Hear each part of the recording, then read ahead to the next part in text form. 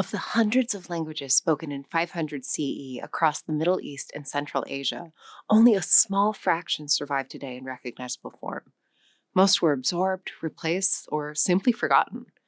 Persian is one of the survivors, and one of the very few that didn't just survive, but spent centuries as the prestige language of empires far beyond its homeland. It got conquered by the Greeks, by Arabs, by Mongols, by Turks, by Europeans, and every single time it came back. But survival isn't even the most interesting part of this story. The most interesting part is what Persians did to its conquerors. The Mongols, the most feared destroyers in human history, invaded Persia in 1219, and it nearly wiped it off the map. Entire cities erased, rivers rerouted over ruins. And within 2 generations, the Mongol court was conducting business in Persian and commissioning Persian poetry. The Mughals carried Persian into India, where it became the official court language for 3 centuries in a country that had nothing to do with Persia. The Ottomans used it for high culture. The Turkish empires that rose and fell across Central Asia adopted it as the mark of a civilized ruler. Persian didn't just survive empires. It converted them. How? That's what this video is about. Welcome to the Airlearn Language Show.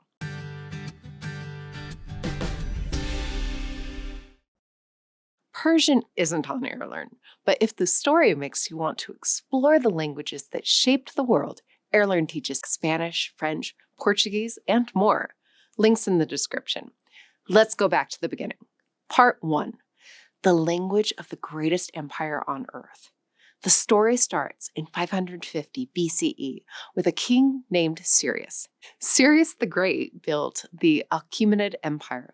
Old Persian was one of the key imperial languages, especially for royal inscriptions and administration. Persian wasn't just a regional tongue. It was a core imperial language in a state that may have ruled around 40% of the world's population at its peak, one of the highest shares any empire has ever controlled. Then, in 330 BCE, Alexander the Great burned Persepolis to the ground. Greek became the main prestige language of the region. Many elites wrote in Greek, and Hellenistic courts operated in Greek. Persian was pushed down into the villages, the farms, the homes of the ordinary people. The language that had ruled an empire was now the language of the conquered. It survived, quietly, waiting. Part 2. The Arab conquest. 200 years of near death. 300 years after Alexander, Persia had been rebuilt. The Sassanid Empire became one of the great powers of the ancient world, rivaling Rome and then Byzantium for centuries. Persian was ascendant again. Then came Islam. The Arab armies that emerged from the Arabian Peninsula in the 7th century were unstoppable. By 651 CE, the Sassanid Empire was finished. Arabic arrived not just as a military language, but as something far more powerful, the language of God. The Quran was in Arabic. Prayer was in Arabic. Scholarship, law, theology, all Arabic. To be educated, to be devout, to be a part of a new order, you had to operate in Arabic. For a couple centuries, it genuinely looked like Persian might be finished as a major written language. The language retreated. Administrators wrote in Arabic. Poets wrote in Arabic. The Persian elite, to get ahead, learned Arabic. But here's what Arabic could not do. It could not reach into the homes. It could not replace the language mothers spoke to their children. Persian survived the way all languages survive conquest, in the mouths of ordinary people, in the places power doesn't bother to look. And then, in the 9th century, something remarkable happened. The Samanid dynasty, a Persian dynasty operating within the Islamic world, made a deliberate decision to revive Persian as a literary and administrative language. They wrote in Persian. They funded poets who wrote in Persian.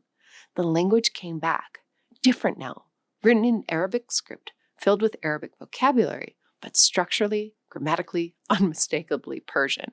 And then one man did something that changed everything. Around 1010, a poet named Ferdowsi completed the Shahnameh, the Book of Kings, 50,000 lines of epic poetry.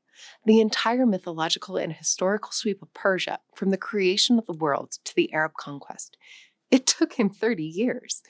And he wrote it using the absolute minimum of Arabic vocabulary, deliberately, defiantly, to prove that Persian needed nothing borrowed to be magnificent.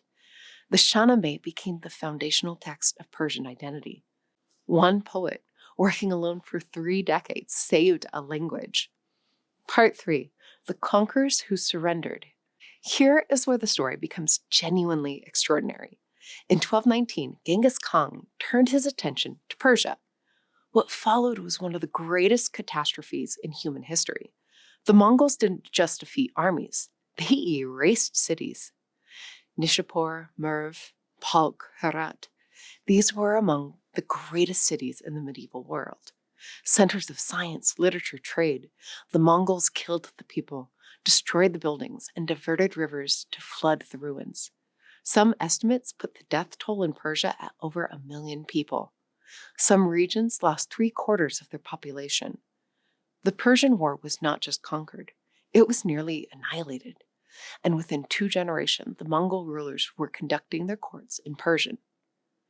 The Ikkalanti, the Mongol dynasty that ruled Persia after the conquest, found itself governing a civilization it had physically destroyed but could not culturally replace.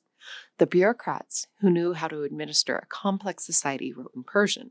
The poets whose work was worth having wrote in Persian. The philosophical and literary trade that gave a ruling class cultural legitimacy, it was all in Persian. The Mongols had no counteroffer, so they adopted it. And this pattern repeated itself over and over across centuries. The Timurid Empire, founded by Timur himself, a conqueror of terrifying brutality, became one of the greatest patrons of Persian art, architecture, and literary in history. Timur's descendants built the cities of Samarkand and Herat into jewels of Islamic civilization, and the language that civilization was Persian. Then came the Mughals. Babur, founder of the Mughal Empire, was a Timurid prince from Central Asia, and he brought Persian with him to India. The Mughal court in Delhi operated in Persian. Official decrees were in Persian. Mughal poetry was in Persian. Persian became the court language of an empire governing tens of millions of people who had nothing to do with Persia. In India, half a world away from where the language began. At its height, Persian was the literary and administrative language of an arc stretching from Istanbul to Bengal. The Ottomans used it for high culture. The Uzbeks used it. The Afghans used it. The Mughals used it. It became what historians call the Latin of the East, the language that educated, ambitious people across Central and South Asia were expected to know. No other language in history has achieved this. Conquering a place is the thing. Becoming the cultural aspiration of your conquerors is something else entirely. Part 4. The Modern Squeeze. The 19th and 20th centuries brought new pressures that even Persian's extraordinary resilience was tested by. British and Russian imperial expansion into Persian-speaking territories pushed English and Russian into the educated class. The colonial powers didn't need to ban Persian. They just made their own languages the keys to economic and political power. Then Ataturk, building a modern Turkey out of the ruins of the Ottoman Empire, made a deliberate decision to purge Persian and Arabic vocabulary from Turkish. The Ottoman language, which had been soaked in Persian for centuries, was systematically replaced with constructed Turkish alternatives. Centuries of linguistic inheritance legislated away in a decade. The Soviet Union was even more aggressive. It controlled Tajikistan, home to millions of Persian speakers, and implemented a systematic program of suppression. First, a script changed from Arabic to Latin, then Latin to Cyrillic. Every script change was a wall between a generation and its literary past. The goal was to sever Tajik Persian from its Iranian roots and its enormous literary heritage. Afghanistan and Tajikistan eventually renamed their versions of Persian, Dari and Tajik, partly to assert national identity separate from Iran, partially due to political pressure. 3 countries, 3 names for what is functionally the same language.